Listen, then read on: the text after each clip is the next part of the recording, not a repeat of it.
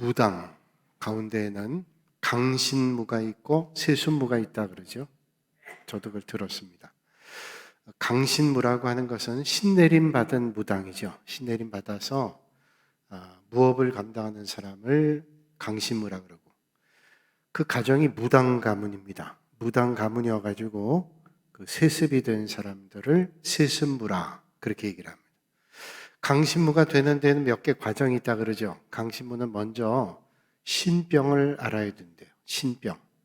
신병이라고 하는 것은 신내림 받기 전에 뭔가 이상한 현상들이 나는 거죠. 병에 걸려서 병원에 가도 치료할 수 없는 이런 일들이 있다 그래요. 그래서 그 신병을 앓고 그 신병을 치료하기 위해서 내림굿을 한다. 내림굿. 그래서 신을 받아들이는 그런 굿을 한다 그러죠. 그 내림굿을 주관하는 사람이 이제 신어머니 또는 신아버지가 돼서 그 무업을 전수한답니다.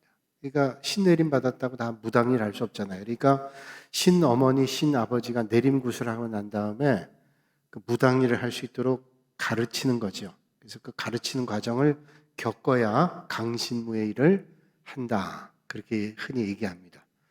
세습무라고 하는 것은 말 그대로 그 가게가 무당의 집안이에요. 그래서 그 일들이 자연스럽게 전달되는 그런 무당이라고 얘기하는 것을 무당이었던 사람에게 들었어요. 책을 보니까 그런 말이 있더라고요. 강신무는 주로 한강 이북 지역에 많이 분포해 있고, 세습무는 영호남 지방 그리고 영동 동해안 지역에 세습무가 많이 있답니다. 상대적으로. 근데 제주도는 특이하게 강신무와 세습무가 그저 한 동일하게 50대 50 정도가 분포해 있다. 그런 말을 제가 책에서 봤어요. 자, 주일날 아침에 거룩한 아침에 무당 강좌를 제가 했습니다. 왜 이런 무당 생각을 했는가 하면, 우리가 하나님 앞에 부름받았다라고 할 때 부름받는다고 하는 것은 과연 하나님께서 우리를 찾아주신 건가, 아니면 우리가 믿는 가정이 있었기 때문에 믿음을 받아들이게 됐는가라고 하는 거죠. 목회적 차원에서 본다면 또 어떤 걸까요? 쉽게 이해하면 우리 교회 목사님 교육자, 풀타임 교육자가 저를 비롯해서 목사님 3분 더 계시고 전사님 계시죠. 우리 목사 4사람, 목회자 4사람은, 목사 4사람은 다 강신무에 해당이 돼요. 그리고 박진원 전사님은 세습무에 해당이 돼요. 그렇게 따진다면 적절한 예는 아니지만, 왜냐하면 우리 다 목사님들 다 장로님들 가면 그런 믿는 가정이라 좋은 영향들을 받았지만, 목사님 아들은 박진원 전사님만이에요. 그러니까 그렇게 따진다면 그럴 수 있죠. 그런데 하나님의 부르심이 과연 세습으로 가능한가, 아니면 하나님께서 우리를 불러주신 건가, 말할 것도 없죠. 우리가 오늘 이 자리에 있게 된 것은 하나님의 부르심입니다. 내가 믿게 된 것 같아도 하나님께서 나를 찾아오시고 나를 불러주시지 않았다면 오늘 믿음의 자리에 있을 수 없죠. 그러니까 우리는 그 사실만 생각해도 너무 감사하고 너무 감격스러워요. 많은 사람이 있는데 하나님께서 나를 불러주셨다. 그것만으로도 얼마나 감사한 일인지 모릅니다.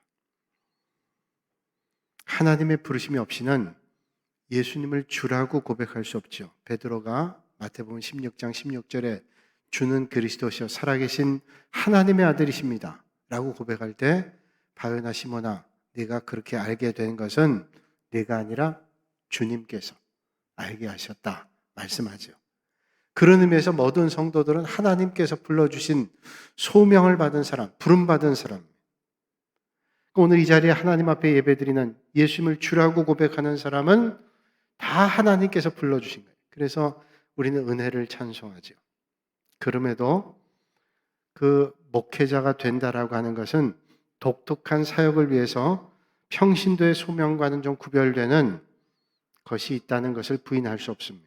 하나님을 믿는다고 해서 누구나 다 성직자가 될 수 없고 또 될 수도 없습니다. 하나님께 비밀한 소명을 받은 사람만이 목회자가 될 수 있는 거죠. 그래서 우리가 소명을 얘기하면 목회자만 얘기하는데, 사실은 더 넓은 의미에서 하나님께서 불러주신 모든 믿음의 성도들이 다 부름받은 사람입니다.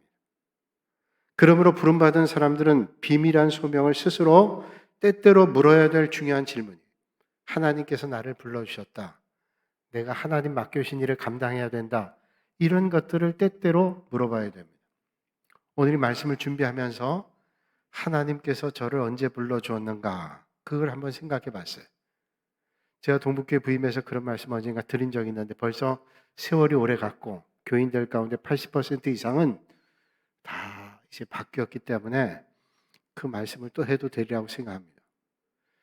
제가 고등학교 때, 그러니까 70년대, 1970년대 말쯤에 해당이 됩니다.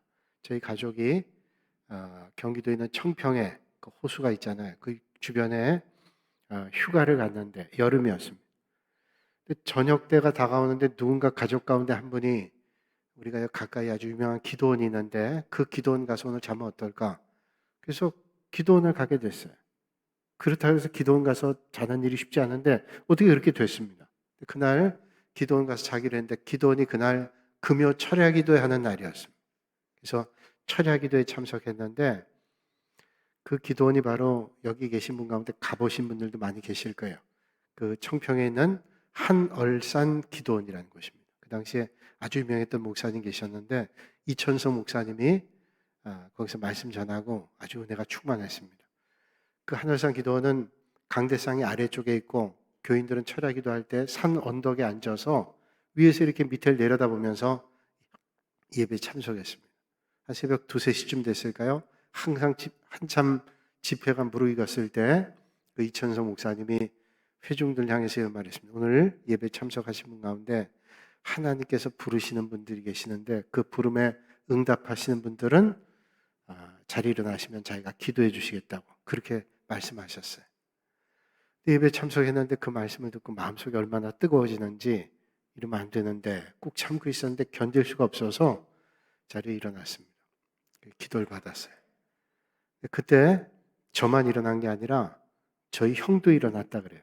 저희 어머니가 중간에 있었는데 저와 저희 형이 일어나니까 얼른 붙잡아가지고 붙잡힌 게 저희 형이래요. 근데 우스갯소리 같지만 저희 형은 그 전에 대학을 다닐 때인데 그때 대학을 마치고 신학대학원 가서 목회자가 되겠다 일찍 생각을 했습니다. 근데 그날 형이 어머니한테 붙잡혀가지고 직장 생활을 오래 하다가 늦게 신학을 했어요. 제가 형한테 얘기하죠. 형은 붙잡혀서 그러다. 얼른 일어나야지. 그래서 제가 소명의 길을 걸었어요.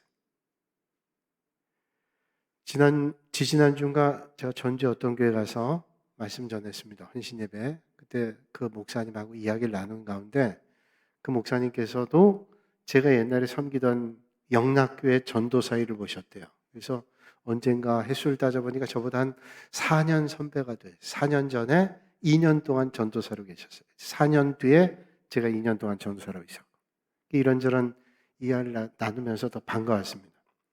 이야기하는 가운데 저희 가정에 대해서 묻길래 예, 저희 할아버지는 원래 평안도 분이신데 평안도에서 장로일 보다가 전쟁 바로 전에 그때 남북이 갈라지는 그런 상황 가운데 피난을 내려오셨는데 그때 한경직 목사님 그 평안도에서 목회하시는 한경직 목사님 다른 교회 섬기셨지만 내려와서 피난민들을 위해서 교회를 지자. 그래서 그 목사님과 함께 저희 할아버지 장로님이 예배를 드리고 처음 교회를 개척했습니다. 그때 처음 교회 개척을 위해서 예배 드렸던 곳이 저희 할아버지 댁이고 그때 모였던 사람이 27명입니다. 그러니까 27명이 지금 서울의 영락교회 아주 상징적인 숫자입니다. 영락교회가 시작한 첫 번 예배 27명. 감사하게도 저희 할아버지 댁에서 예배를 드리니까 15명이 저희 가족이에요. 할아버지가 10명의 자식을 낳았는데 피난 내려올 때 3명은 떨구고 7명이 내려왔어요. 그러니까 큰아버지, 둘째 큰아버지, 셋째 했던 저희 아버지, 그 다음 작은아버지, 고모, 거기 식구들까지 해서 15명. 그렇게 예배 드렸어요. 참 감사합니다. 제가 원한 것도 아니고 그런 좋은 믿음의 뿌리를 갖게 되니 너무 감사하다. 그랬더니 목사님께서 소개할 때 교인들에게 이런 목사님을 우리는 얘기할 때 성골이라고 얘기하는 성골. 감사는 하지만 그렇다고 성골, 진골이 되나요? 그 얘기를 하면서 참 책임이 무겁다 하는 그런 생각했어요. 교회가 한참 어려울 때 어떤 분이 그런 얘기 하더라고요. 그 사람 이 교회 로열 패밀리야. 아니, 하나님 나라의 로열 패밀리가 뭐 따로 있나요? 교회 먼저 된 사람이 나중 되는 게 하나님의 법인데 정신 똑바로 차리지 않으면 로열 패밀리 아니라 성골이라 할지라도 믿음의 자리를 잃어버릴 수 있는데, 그런 생각을 해요. 그건 참 감사한 일이지만 믿는 가정에서 태어났다고 다 믿음의 사람은 아니죠. 좋은 믿음의 가정에서도 믿음을 잃어버린 사람이 있어요. 그러나 좋은 믿음의 가정에서 믿음을 가져온 사람도 있고, 전혀 믿지 않는 가정에서 믿음 일대가 돼서 좋은 믿음의 가문을 이루는 가정도 있습니다. 하여튼 하나님께서 우리를 부른다는 것은 하나님의 콜링과 우리가 하나님을 만나는 그런 경험이 중요한 것이죠. 그래서 소명의 자리는 하나님과 내가 만나는 그런 자리입니다. 그리고 부르심의 거룩함을 깨닫는 시간이 필요한 것이죠. 서울의 사랑의교회에 먼저 계시다 이제 하나님 나라 가신 옥하는 목사님께서 쓰신 책 가운데 이런 이야기가 있습니다. 40년 동안 한눈 팔지 않고 달려왔지만 하나님께 부름받았다고 자신이 확신하기까지는 상당한 시간이 필요했습니다. 40년 목회했는데 하나님께서 나를 부르셨다는 확신하는 시간은 꽤 오랜 시간이 필요했대요.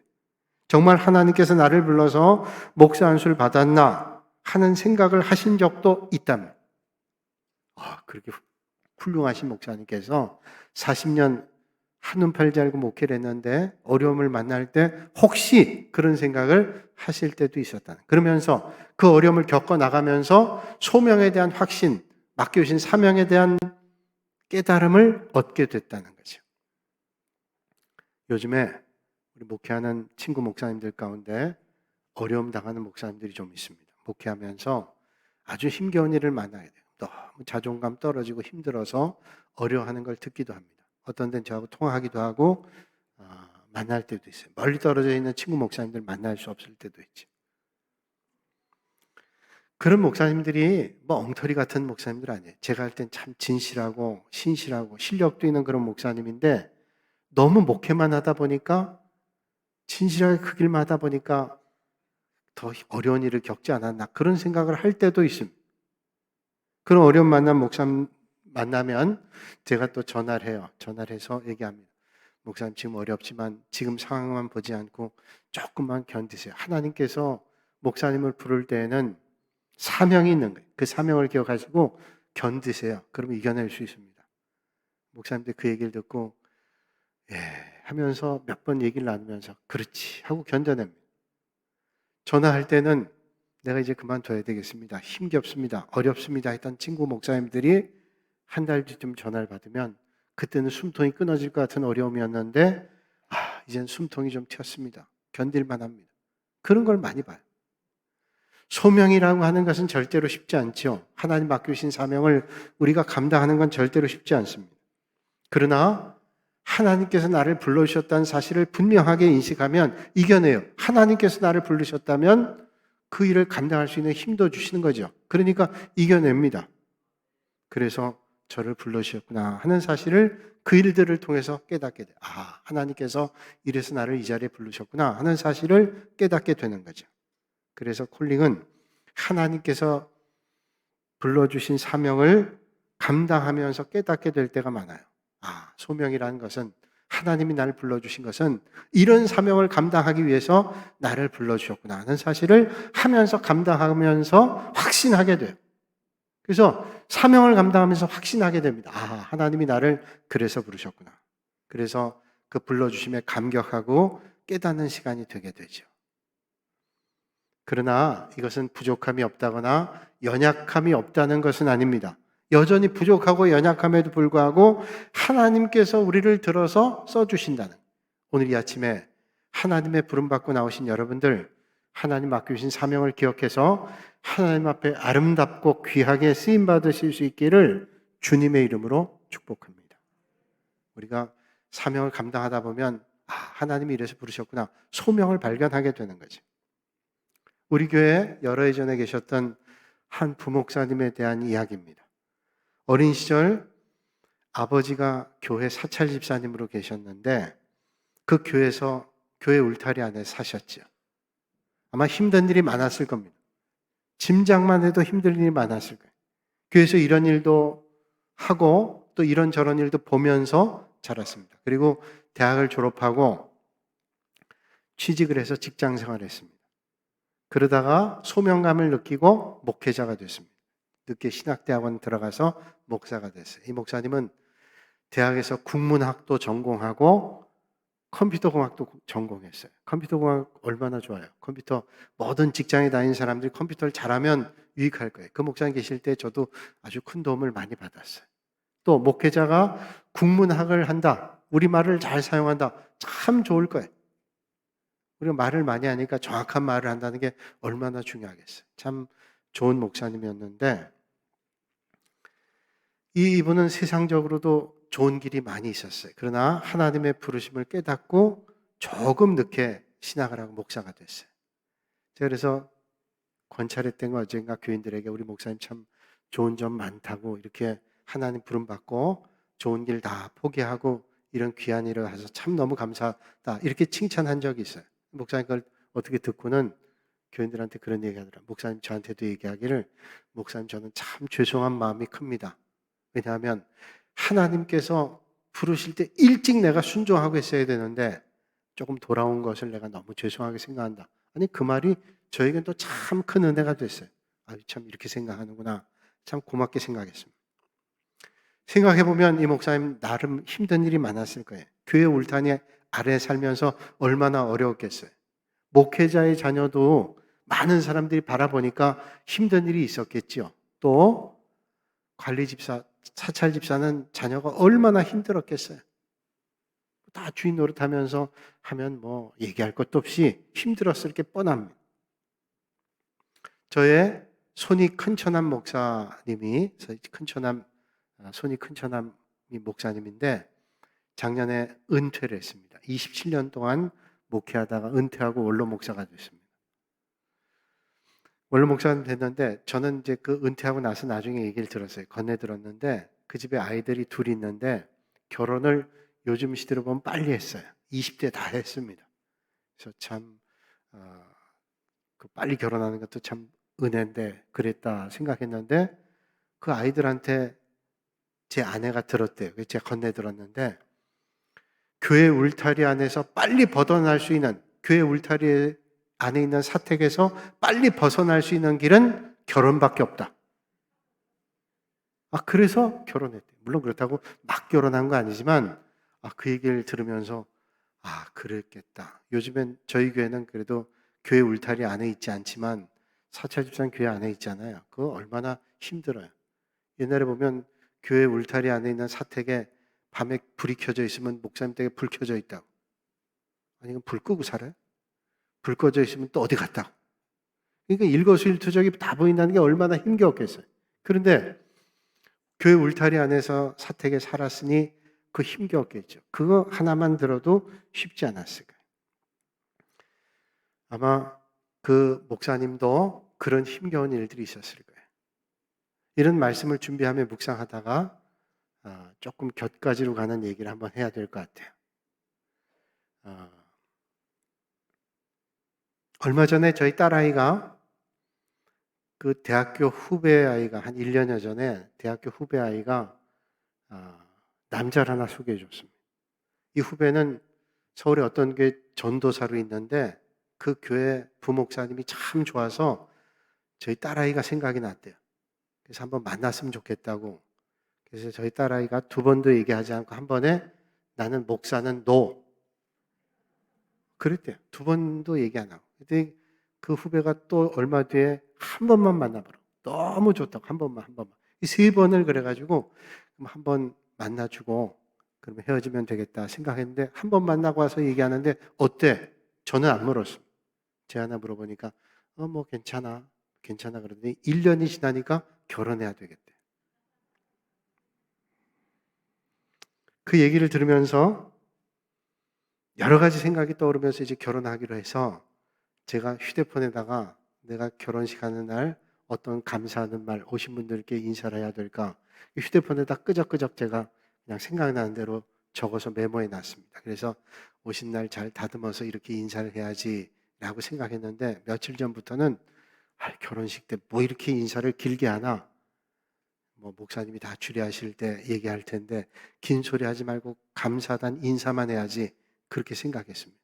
근데 오늘 말씀 준비하면서 그 글이 떠올랐어요. 그래서 내가 여러분들에게 하객이라고 생각하고 오늘 말씀드리면서 하나님 앞에 부름받는다는 게 뭔가를 한번 나눴으면 좋겠다는 생각했습니다. 이제 하객들입니다, 여러분. 제가 이렇게 인사말을 하려고 그랬어요. 혜지가 사랑하는 사람을 만났다고 했을 때 걱정이 앞섰습니다. 사실 가슴이 철렁했다는 말이 더 정확할 겁니다. 왜냐하면 그 좋아한다는 사람이 목사이기 때문에. 아빠가 잘하는 길이고 먼저 와본 길이라 더 그랬던 것 같습니다. 그러면서 안타까움과 감사 두 가지 마음이 다 들었습니다. 아빠 엄마가 얼마나 힘든 시간을 보냈는데 또 그 길을 가려고 하나 안타까운 마음이 들었습니다. 그러면서 감사하는 마음도 들었습니다. 그래도 주님을 따르는 길이 복되다는 것을 봤기 때문에 그렇게 결정했으니 하는 감사한 마음이 들었습니다. 가끔 제 아내가 만나고 물었습니다. 왜? 구목사 왜 좋아? 잘해줘? 그러고 물을 때가 있어요. 그럼 저는 안 들은 척하고 좀 멀리서 귀동냥하며 들었습니다. 그때 저희 아이가 이렇게 대답했습니다. 구목사는 소명감이 분명해. 하나님이 자기를 불러주셨다는 사실을 정확히 알고 있고 대충 하지 않아요. 사명감이 있다는 거예요. 그게 자기에게는 참 매력으로 와닿대요. 저는 그 말을 귀동냥으로 들으면서 제 마음 접었습니다. 그래, 그게 얼마나 복된 일인지 얼마나 귀한 일인지 생각하며 축복하고 기도하기로 작정. 정확히 얘기하면 제가 깊이 회개했습니다. 나도 목사면서 그게 얼마나 복된 일인데 힘들다고 그 힘든 길을 또 가야 될 저희 딸아이를 생각하면서 아는 길이니까 안 그랬으면 하는 생각이 들었던 게 사실이겠죠. 언젠가 혜지가 어학 연수나 외국에 가고 싶어서 워킹 홀리데이를 알아보고 있었는데 제가 이렇게 얘기했습니다. 기도해라. 하나님께서 인도해 주실 거야. 그랬는데 그러다가 학교에서 교환학생으로 선발돼서 외국에서 공부할 수 있게 됐습니다. 얼마나 감사한 일인지. 가는 날, 떠난 날 제가 농담처럼 물었습니다. 한동안 아빠를 못 보게 돼서 참 아쉽지? 그때 아이가 서슴지 않고 대답했습니다. 전혀. 단지 그때 기르던 강아지 이름이 여름인데 여름이와 즐겨보던 이승기 드라마를 못 보게 돼서 아쉽네요 라고 했습니다. 며칠 뒤에 제 아내가 전화로 물었습니다. 이승기 드라마를 못 봐서 어떠니? 그때 아이가 대답하죠. 아니요, 다 봤어요. 룸메이트인 중국 친구가 전부 다운받아서 보대요. 그 중국이가 나보다 이승기를 더 좋아해. 그래서 잘 봤죠. 그때 생각했습니다. 여호와 이래. 하나님께서 준비하세요. 아니, 하나님께서 준비하는데 뭘 걱정해? 오늘 출발하는 이 가정도 하나님께서 여호와 이래로 인도해 주실 것을 믿습니다. 오늘 저의 식구가 된 든든한 구목사를 보며 또 귀한 사돈 장로님 댁을 기도의 동역자로 세워주셔서 마음 든든하고 감사합니다. 이런 인사를 드리려고 했어요. 하나님께서 우리를 불러주실 때는 우리에게 사명을 감당하게 하실 때는 하나님께서 힘도 능력도 여호와 이래로 인도해 주신다. 그게 우리의 믿음의 고백이죠. 제 아이가 목사를 만나서 결혼한다라는 얘기를 하면 친구 목사들이 다 축복합니다. 야, 그 길을 가는구나. 너무 복되다고 얘기합니다. 그런데 사모님들은 헤어질 때 이런 얘기를 합니다. 참 복된 일인데 마음이 짠하네. 그 말이 무슨 말인지도 압니다. 교회 울타리에 산다는 건 참 감사한 일이고 복된 일입니다. 그러나 절대로 녹록하지 않습니다. 그런데 전에 계셨던 그 부목사님께서 하나님께서 부르셨는데 좀 더 일찍 깨닫지 못한 것이 죄송하다는 말이 참 얼마나 귀하게 다가왔는지 몰라요. 목회자의 자녀도 아니고 교회 울타리에서 꾸준히 일 많이 하셨던 집사님 아드님인데 하나님의 부르심에 거절하지 않고 반응했어요. 오히려 분명한 소명 의식도 없이 이것저것 해보다가 안 되니 아마도 나를 부르신 게 아닌가?